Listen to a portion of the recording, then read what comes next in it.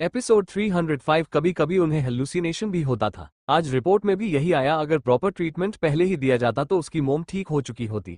पर यशराज और दामिनी भला उसकी ट्रीटमेंट क्यों करवाते? वो तो सुमीना को पागल कर देना चाहते थे, ताकि सुमीना कभी साइना को सच ना बता पाए और ना ही साइना कभी प्रॉपर्टी में हिस्सा मांगे। साइना ये सब सोचते हुए गुस्से से दामिनी की तरफ बढ़ गई। अब आगे उसे इस वक्त दामिनी पर इतना गुस्सा आ रहा था कि वो दामिनी को मार डालना चाहती थी। अगर ये घटिया औरत नहीं होती तो क्या उसकी मोम इस वक्त ऐसी हालत में होती? क्या उन्हें हर वक्त इतना दर्द सहना पड़ता? कभी नहीं। सुमीना जी को जब भी दौरा आता था उन्हें कुछ समझ नहीं आता था। वो बस चिल्लाती रहती थी कि मेरी बच्ची को छोड़ दो, उसे कुछ मत करो, चाहे मेरी जान ही ले लो। फिर वो तड़पते हुए बेहोश हो जाती थी। पहले तो साइना उनकी इस बिहेवियर को समझ नहीं पाती थी, पर अब उसे पता था कि उसकी मोम के साथ ऐसा क्यों हो रहा था और क्यों उसके डैड उसकी मोम की ट्रीटमेंट के लिए कभी भी पैसे नहीं देते थे। वो सीधा दामिनी के पास चली गई और पीछे से उसकी बालों को पकड़कर खींच लिया। दामिनी, जिसे अंदाजा नहीं था कि उसके पीछे इस वक्त साइना है, वो दर्द से चिल्लाई। वहीं वो आदमी भी हैरान हो गया साइना को देखकर। उसने साइना को टीवी पर देखा था जब उसने 2 महीने पहले इंटरव्यू दिया था।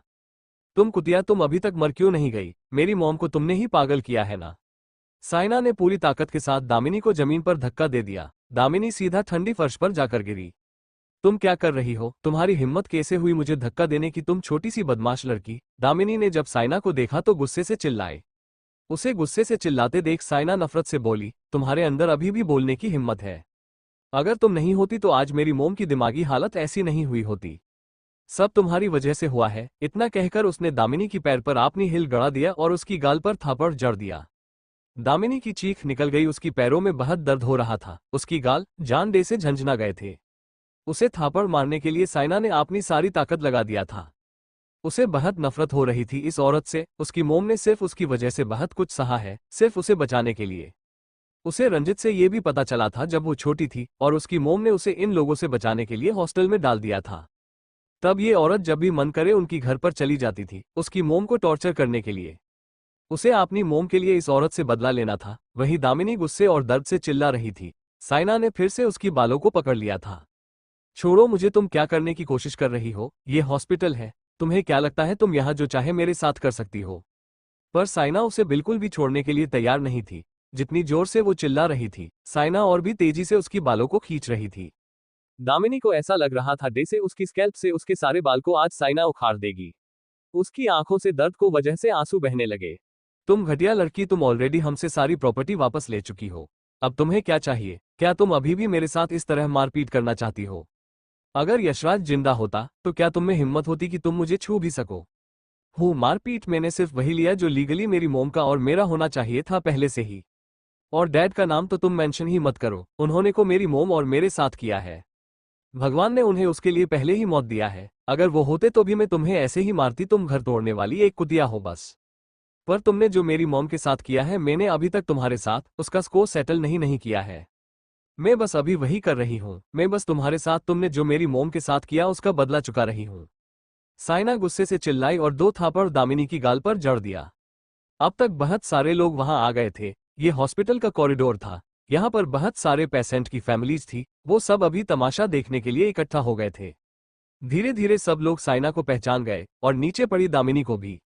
अरे क्या वही औरत दामिनी नहीं है जो एक रखेल एचएसआई जिसने एक फैमिली को बर्बाद कर दिया?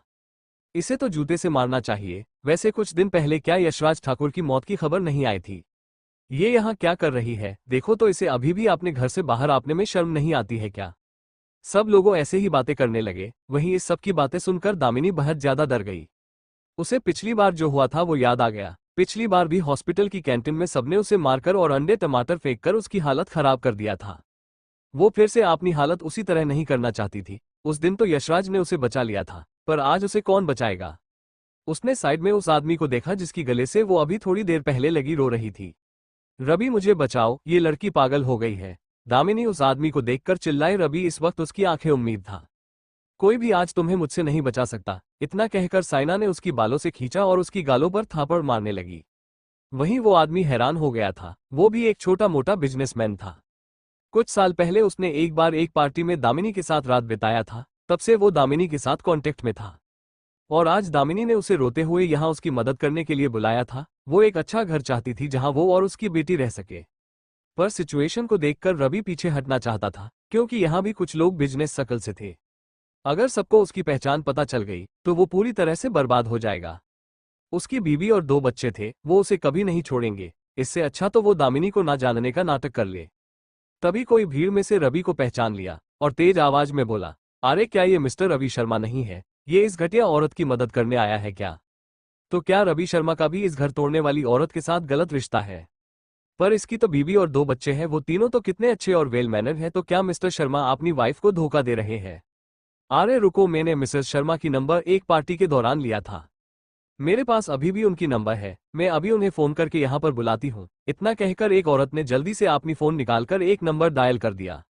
ये देखकर रवि शर्मा डर गया, उसके माथे से ठंडा पसीना बहने लगा। वो जल्दी से हड़बड़ाते हुए बोला, नहीं नहीं, आप सबको गलतफहमी हो रही है। मेरा इस औरत के साथ कोई लेना देना नहीं है, मैं तो इसे ठीक से जानता भी नहीं हूँ। रवि शर्मा ने खुद को बचाने के लिए साफ साफ झूठ बोल दिया। उसे अब दामिनी की कोई परवाह नहीं थी, अब बस उसे अपनी खुद की इमेज की चिंता थी। वो तो अब पछता रहा था कि वो यहाँ आया ही क्यों दामिनी की बुलाने पर।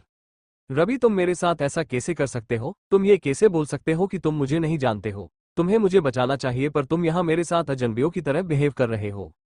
दामिनी और गुस्से और दर्द से उठ भी नहीं पा रही थी और चिल्लाए जा रही थी। उसे उम्मीद नहीं थी कि ये आदमी इतना निकम्मा निकलेगा कि उसे बचा भी नहीं पाएगा। उसने अपनी सारी ताकत लगाकर साइना को धक्का दे दिया। वो अब यहाँ से भाग जाना चाहती थी। साइना धक्के की वजह से 2 कदम पीछे हट गई। दामिनी जैसे ही उठी, 2 औरत जल्दी से आगे आ गई और साइना को देखकर बोली, बेटी, हम दोनों तुम्हारी मदद करेंगे इसे सबक सिखाने में, ताकि आगे से ऐसी और औरतों को याद रहे कि किसी की घर नहीं तोड़ना चाहिए। इतना कहकर दोनों ने दामिनी को पकड़ लिए। दामिनी डर से चिल्लाई, छोड़ो मुझे, ये तुम सबका मामला नहीं है, तो तुम सब इसमें क्यों दखल दे रही हो? तो क्या हुआ, हम फिर भी इस बच्ची की हेल्प करेंगे ताकि तुम सबल सीख सको। तुमने इस बच्ची को कितना सताया है और उसकी मोम को भी पागल कर दिया है। क्या तुम एक इंसान भी हो? तुम्हें तो नर्क में भी जगह नहीं मिलेगी। तुम किसी माँ को उसकी पेट में पल रहे बच्चे को भी लेकर धमकाया सिर्फ प्रॉपर्टी के लिए। दोनों औरत गुस्से से बोली। साइना आगे आई और दामिनी की चेहरे पर थापड़ मारने लगी। दामिनी उन दोनों औरतों की ग्रिप से छूट नहीं पा रही थी, क्योंकि दोनों ही औरतें स्ट्रोक थे। वो बस खुद को छुड़ाने की स्ट्रगल कर सकती थी और चिल्ला सकी थी। वहीं रवि शर्मा को भी कुछ लोगों ने घेर लिया था।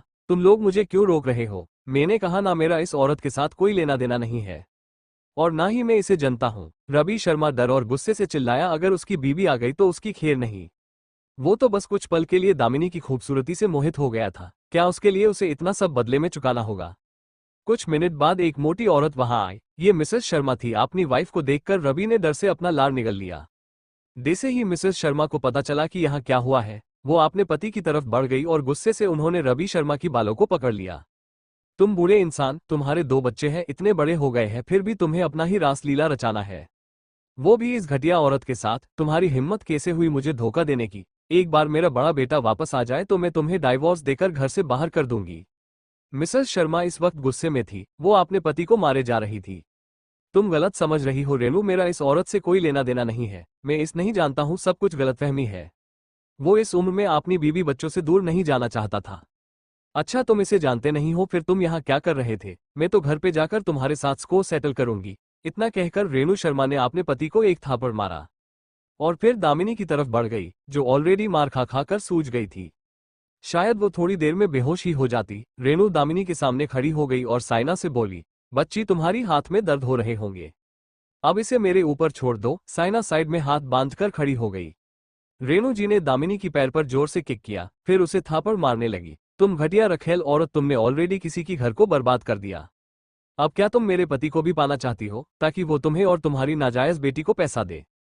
तुम बस सबकी घर को तोड़ना चाहती हो। थोड़ी देर में दामिनी की चिल्लाने की आवाज भी बंद हो गई। वो पूरी तरह से बेहोश हो गई। उसकी ड्रेस भी आधी फटी हुई थी, उसकी गाल और पूरा फेस सूज गया था। वहीं अब तक शोर सुनकर ड्यूटी पर जो डॉक्टर और नर्स थे वो भी आ चुके थे। ये कॉरिडोर थोड़ा दूर था पेशेंट की वार्ड से, फिर भी हॉस्पिटल में इतनी शोर को डॉक्टर बर्दाश्त नहीं कर सकते थे।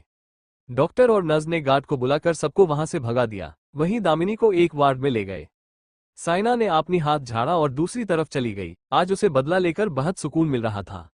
वहीं दूसरी तरफ मोक्ष ने ईशानी को अपने गोद में बिठा रखा था और एक हाथ से उसकी कमर को होल्ड कर रखा था और दूसरे हाथ से अपना काम कर रहा था। काम में तो उसका मन ही नहीं था। वो बीच बीच में ईशानी की गाल और नेक को चूम रहा था। ईशानी को अपना सिर पीट लेने का मन कर रहा था, जब से वो होश में आई थी मोक्ष उसे एक पल के लिए भी खुद से दूर नहीं होने दे रहा था। खास करके रूम में तो वो बच्चों को भी अभी आने नहीं दे रहा था। हब्बी क्या आप कुछ पल के लिए मुझे छोड़ेंगे प्लीज? ईशानी मोक्ष की गाल पर किस करते हुए बोली। नहीं, बिल्कुल भी नहीं बीबी। मोक्ष ने भी उसकी गाल पर प्यार से किस करके बोला। ईशानी मोक्ष को देखने लगी। उसे आपने दोनों बच्चों पर तरस आ रहा था, जो अब तक 2 बार डोर पर आकर वापस जा चुके थे।